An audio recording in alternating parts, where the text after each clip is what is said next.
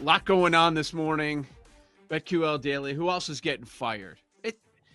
Doesn't it feel like firing season is happening a lot earlier than normal? Now we're looking as we enter week 11. Okay, who's the third head coach that's going to be fired? We've had a number of changes with play callers throughout the league, and now the Bears, the latest to join that group, and they're looking for a 1 week bump. Are you thinking Yep. Bears?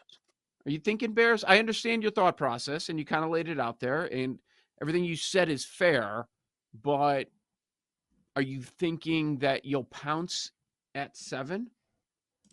Oh, I'd bet 7 for sure. I'm in no Yeah, rush because it will be Packers Avalanche all week. It will. And I'll 100%. probably write the story on Thursday. Oh, books need Bears, much like books needed Cowboys last week. And that didn't matter. But that's a different story. I mean, the Cowboys are trampled on defense and have a backup quarterback. If the Bears offensive line rounds in the form, relatively speaking, if they can get guys back, if Darnell Wright comes to play and Borum plays, I mean, it's a different offensive line. We all understand that. So it'll be an injury report I pay attention to. What happens if they get Jaquan Brisker back, their safety? I mean, there are a lot of things that can change very quick for that team in terms of being competitive, not winning the game, not saving their season, not even making the playoffs, but just fighting at home as a touchdown dog. I don't think it's impossible. It hasn't happened a lot in this rivalry, but that doesn't mean that it can't happen on Sunday. I also think this, and Paul put these numbers in our rundown. The Shane Waldron offense has been really bad for a handful of years now. So it finished 20th in Seattle in 21. Got a little bit better in 22, finished 13th in the NFL. A little bit better. In 23, Seahawks offense 21st, and this Chicago Bears offense in 2024, 30th in the league out of 32 teams. It's very difficult to be much worse. Very difficult to be worse than 31st or 30th in the league. It's just bad, man. It's bad.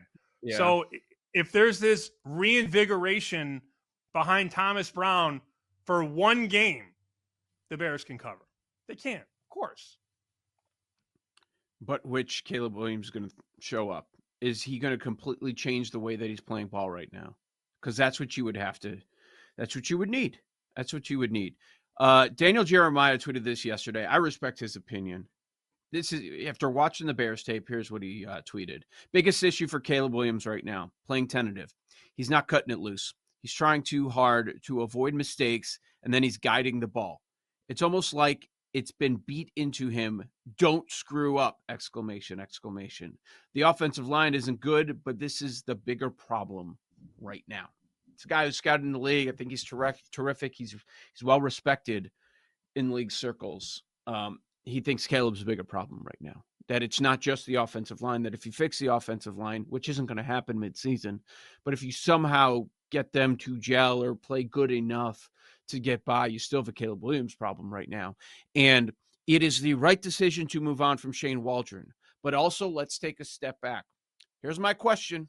Most important thing of any organization that has a rookie quarterback drafted in the first round, whether we're talking about Bo Nix in Denver with Sean Payton. All right. Stability, playing well, progressing. Washington, Jaden Daniels. We know Cliff Kingsbury's done a terrific job. Drake May, he's obviously improving as the season moves along. Caleb Williams is getting worse week by week. And now that Waldron's out of the building, who's his coach? How's he going to get better? Who's his coach? So the most important person, basically after Eberflus, after Caleb Williams in the organization right now, is a guy named Kerry Joseph, their quarterback's coach, who was with Waldron the last 4 years. I don't know if he's staying. I assume he is until we get word that he isn't. But now we're expecting Caleb Williams to turn things around and to develop in the second half of the year. And I don't even know who's coaching him in that building. Yeah, it's all valid. I understand it. Total in the game has come down a lot, too. 45 on the open, down to 41 basically everywhere. It's 41 painted. There is 141.5. Actually, 241.5s. But it's come down 4 points in less than 48 hours. So people are shorting offense, and they're shorting Chicago. I guess my question on a Tuesday, and then we can move on to other stuff. Do you think it's more likely at this point? And we have time. I'm not saying I love Chicago. I'm saying that I'm Chicago or pass at this point in Mhm. time. And I'm willing to change my mind as we do throughout the course of a week. Is it more likely Packers win by 2 touchdowns or Packers win by a field goal? How do you feel about that right now? 2 touchdowns. Okay, fair enough. It doesn't mean I'm betting the Packers. Your early thoughts on a Tuesday, and I don't think we're at the closing number. We've got more 6.5s than 6 at this very moment, but I look at history. I look at the effort this team is giving, and there's legitimate argument that they've quit on Eberflus. There's conflict between the quarterback and his receivers right now. I have a lot of questions. 3 points. So they've gone 23 straight drives without a touchdown. So now it's going to happen. Now you're playing a better defense in Green Bay. I don't know that it does. And when it happens, does that mean a 1 touchdown output, 2, 3? What do they need to get to the cover? Let's call it 6.5 against Green Bay coming off a bye, preparing for this game for 2 weeks. So I understand the Packers love, and it's probably going to be over the top by the time I think we will get to 7, man, because nobody's lining up and taking Chicago, except for the people that will say OC bump. Doesn't always work. So yeah, it's going to be a fascinating line to watch. Yeah, well, when you get these 4-point moves from the look ahead to the line on Sunday and then 45 to 41, I have a really, really strong feeling that both of them are not going to hit. Yep. So we'll decide which one throughout the week. I mean, Green Bay on the look ahead, -2.5, now -6.5, a 4-point bump. And the Packers didn't even play, by the way. They were on the bye, didn't even play. Right. So we moved it 4 points off of Chicago's performance against the Patriots, and then the total 45 to 41. I think it's either going over or the Bears are going to squeak out of cover. But I understand if you're watching right now thinking, oh, this guy's an idiot. Didn't he watch the Bears? Yes, I am an idiot sometimes. Yes, confirmed. But 2, you can't just bet these numbers that are so obvious and get away with it more times than not. You just can't. Like, this is such an Never that easy. overreaction. It's No, never it's that not. easy. Yeah. It is an overreaction. All right, let's get to some NFL team futures. Here's what I'm thinking heading into week 11. Tell me if you disagree. I'm thinking that Detroit is on a level by themselves in the NFC. And if I'm playing a future with an NFC team, I want to make sure that I'm avoiding Detroit as long as possible. Maybe something crazy happens. Maybe they get a bad injury or two in the postseason. And I just want to be on the other side of the bracket. So that means I'm looking at the 3, 4, 5, 6 teams. Do you agree with that idea? Just trying to go and avoid Detroit as long as you can. Sure. I still like Philly, for the record. I have Yep. not wavered on that all season long. I've got Philly at 7-1 to win the NFC, and now MGM has 9-2. Basically, it's like plus 460. So that number has come down because I still really like their roster. Sure, I hear the concerns about Sirianni, and they've let some lesser teams hang around, but that team has proven it knows how to win in the playoffs. Detroit did it last year to an extent and then got to the NFC title game and turned into marshmallows in the second half. Had a 17-point lead and fell apart. Now it looks like they have rallied around that moment for now because they are just drubbing teams this year. Drubbing teams. And then they go out and they win the 5-interception game for Jared Goff. So that looks like a team that has been galvanized by that loss last year. Some teams would never make it back, right? Some teams would lose in that fashion and never make it back. Detroit looks like it's the favorite to make it back, and they mathematically are, unlike the Rams, to win the West. That's not the point. Niners? Maybe? See, I thought when JLC yesterday was saying the Niners are nothing special, I thought, I don't know that that's fair. I mean, you just got all these pieces back.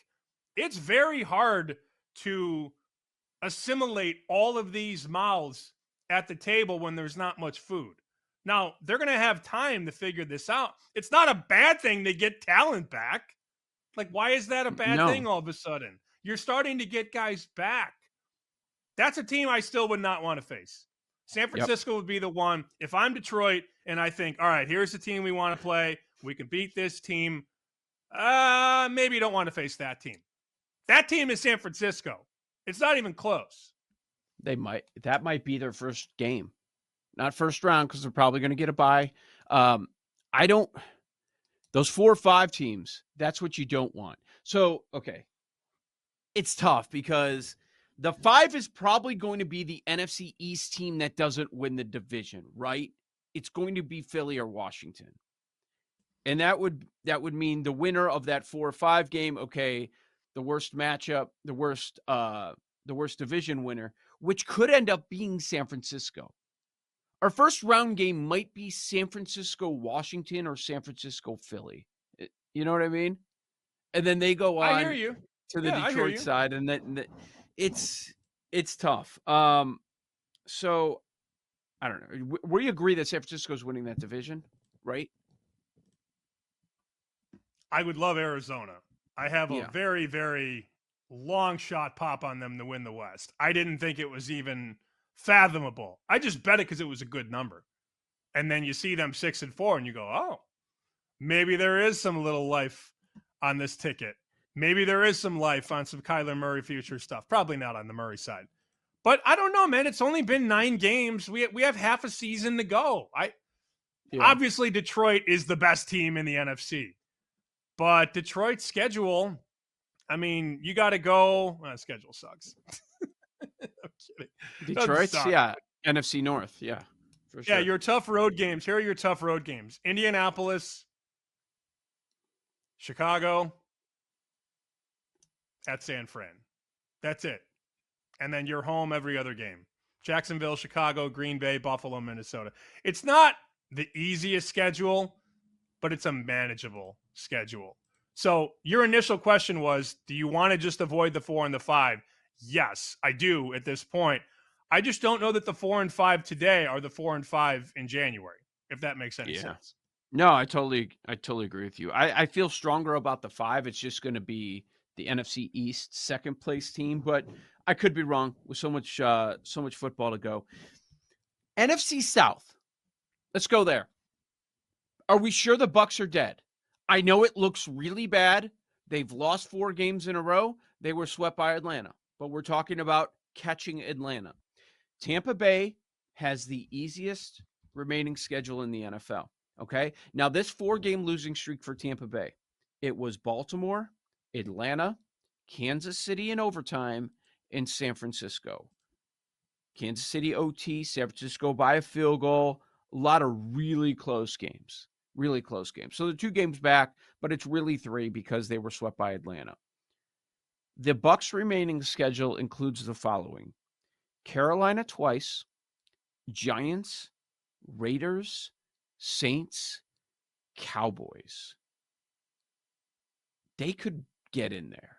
They could get in there or maybe even compete with Atlanta. As crazy as that is to say, they're 7-1 for the division with such a soft schedule moving forward. You have the bye, and then ideally Mike Evans comes back in week 12 after the bye. That would be huge for them.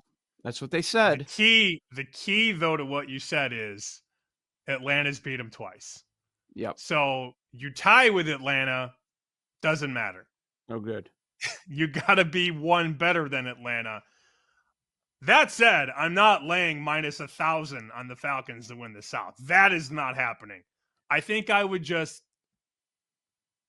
just pass and move on. I don't think I would make a bet. Make is almost 3-1. Make the playoffs. Right, but I thought we were talking about division. I'm not going to bet both. Tampa 7-1. Yeah, but right. So, but I'm saying, would you go playoffs though? No, because I like Packers Niners on that 7-8. I think one of those teams is in for sure. So That's the problem. You're buried pretty deep. You're 12th right now in the NFC.